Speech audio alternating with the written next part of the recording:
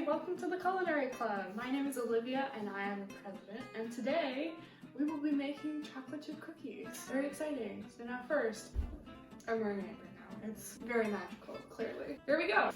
All right. Just kidding, we have to wash our hands first. As I was saying, let's prepare the dry ingredients first. All-purpose flour, salt, baking soda, a bowl. Now, for measuring flour, I'm just going to be spoon leveling it, which is how I recommend that you measure your flour, because otherwise it gets too packed down and then your measurements will be completely off. So the best way is to just gently spoon and measure. So we're doing 3 1/3 cups of all-purpose flour, and I'll just measure that. And this is going to take a while, and then I'll speed through it, and it will be 3 seconds for you, so it's fine. Just spooning it gently in. It's a different angle, wow. If you spill flour, that's fine. If you're not spilling flour, you are most likely doing it wrong. Just kidding, don't spill flour all over your kitchen, please. And then now I'm leveling it off with a knife, so you actually have 1 cup, and into the bowl it goes. And we do that 3 1/3 more times. I've included the weights on the recipe if you would prefer to weigh your ingredients, which is more accurate. So if you have a kitchen scale, I highly recommend that you do that. Otherwise, spoon and level is just fine. Now here's my 1/3 cup measure. I'm using the back of the knife, the flat part of the knife, to level this off. All right, that's the flour. We're adding 1/2 teaspoon of salt and 3/4 teaspoon of baking soda. Now we whisk. Make sure you whisk this very thoroughly because it may look like it's all distributed, but you can't see where the pockets of the baking soda and salt are. So you want to make sure that you do a good whisking job. But don't whisk too aggressively because then you will have no dry ingredients left in your bowl. And it will be scattered all over the kitchen and you will be sad. Don't be sad, please. You know what? I have these tiny whisks and I like them very much, so I'm just going to use this to finish up the job because this is absolutely a proper whisk. Okay, dry ingredients done. Next step, the butter and the sugars. A bowl, 2 sticks of butter, brown sugar, and white sugar. Don't throw your butter around in the kitchen, it's very dangerous. Don't recommend. So now we need the butter to be melted. So this is a microwave safe bowl, and I'm just going to put the butter in the bowl and stick it in the microwave. This is unsalted butter. Make sure you get unsalted butter because that way you can control the amount of salt that's in your recipe. Into the microwave. I also forgot to mention that you can make this in a stand mixer or a hand mixer, and that's what's recommended in the recipe, but I will be making it by hand just to demonstrate for those of you who don't have access to a stand mixer or a hand mixer. Ooh, it's melted, hooray. Now make sure you give that a chance to cool, and then we will add the sugars. All right, my butter has cooled, and now we can measure the sugar. So we are using 1 1/4 cups of light brown sugar. It should be packed, and this again can be weighed, but I'm just going to pack it by hand to demonstrate. So we're packing it down with the back of the spoon. Adding brown sugar helps the cookies get chewier because brown sugar is not as refined as white sugar, so there's still some molasses in here, and this helps to absorb moisture, and it just makes the cookies more moist and chewy. Sugar in general helps make a cookie chewy because the sugar melts and adds to the structure of the cookie. So it's not just for sweetness, it's also for texture and structure. Yeah, and now we have 1/4 cup left to add. Great.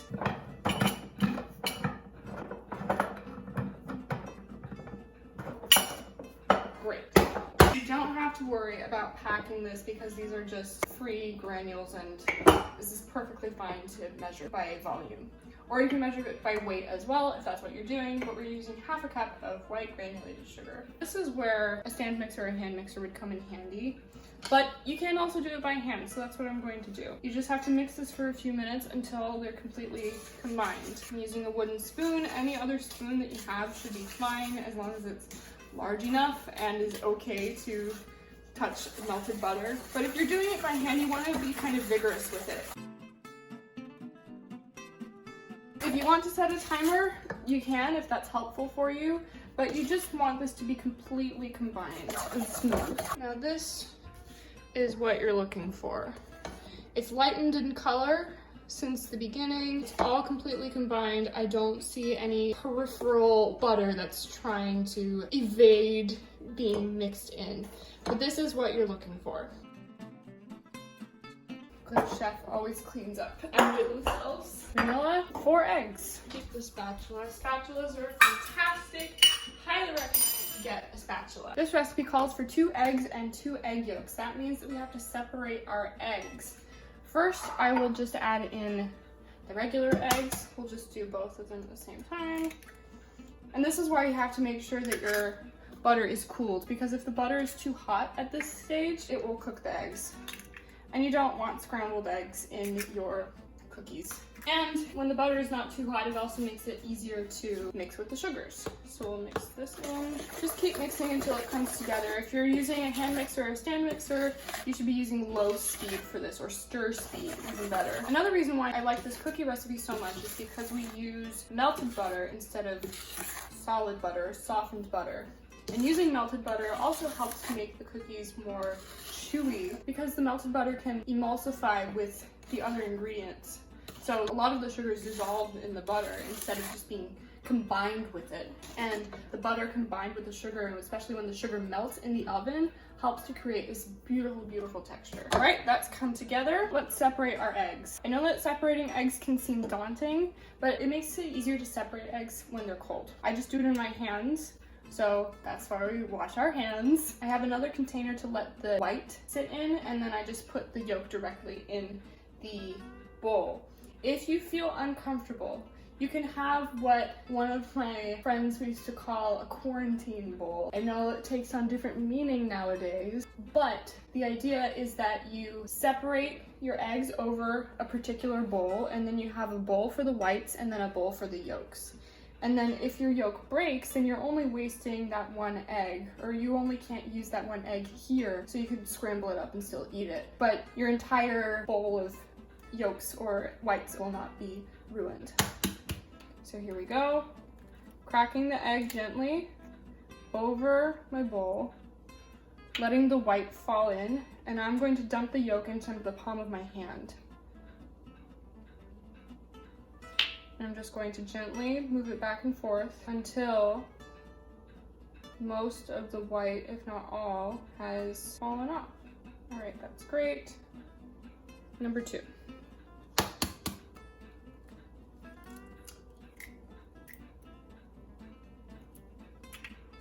Okay, again, cracked it gently and carefully. Dump into my hand. Gently shift and let the white fall through your fingers. All right. And like I said, if your eggs are cold, this will make this 100 times easier. Adding egg yolks also make the cookies chewier, because egg yolks have all the fat in the egg, and extra fat means extra chewiness. And we're adding a tablespoon of vanilla. I know a tablespoon's a lot, but it makes these cookies extra delicious. Now comes the time where we add in the dry ingredients. Give us a little extra whisk. Now we're going to start gradually adding the flour. This is really important because, first of all, you don't want to get clumps. You want this to be evenly distributed. And you also want to be gentle when mixing in your flour, because flour contains a protein called gluten. Gluten is what gives your baked goods structure, and it's activated when it's exposed to moisture, and then it's agitated. And the more that you agitate it, the more the gluten develops. That's why in breads, you need your bread, because you're trying to really, really develop that gluten.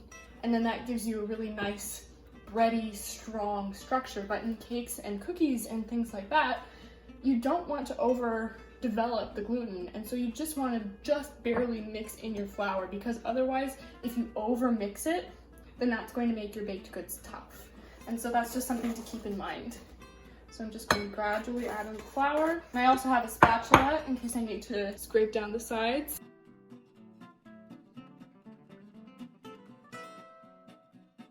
The upside to doing it by hand is that you really get a good arm workout.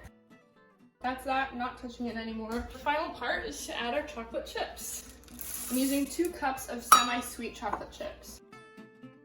I'm actually going to withhold some chocolate chips to put on top afterwards. This again, you can do gently. Delicious. Now, I'm going to put this in the fridge for a little while, maybe an hour or 2, before I portion them out and bake them, but this is optional. I just like to do it because it just allows the ingredients to really absorb. I like how the cookies turn out better after I refrigerate the dough. But you're free to skip the step and start baking immediately. All right, it's been a few hours and now it's time to roll out the cookie dough. Let's get the baking sheets, shall we? Ugh. Okay.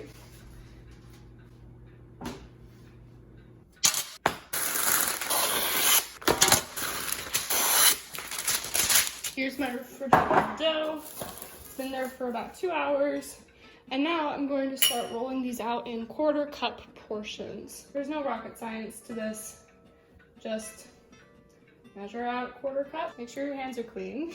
This dough is pretty soft, so it is nice when it's refrigerated. I like to give it a nice extra roll with my hands after I'm done. Wash, rinse, and repeat. You could also weigh these instead of having to squash it into a measuring cup.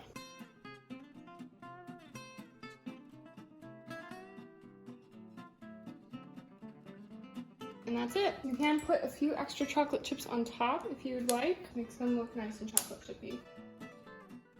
These are ready to go in the oven. Make sure that your oven is preheated properly. Otherwise, your cookies will not bake and you will be sad. All right, so these will be in here for 17 to 20 minutes. I recommend starting at the lower end of that, so that's 17 minutes, maybe 16, I don't know. Everybody's ovens are different. The recipe does say to flip it halfway through, and you can do that, but another thing that I like to do is when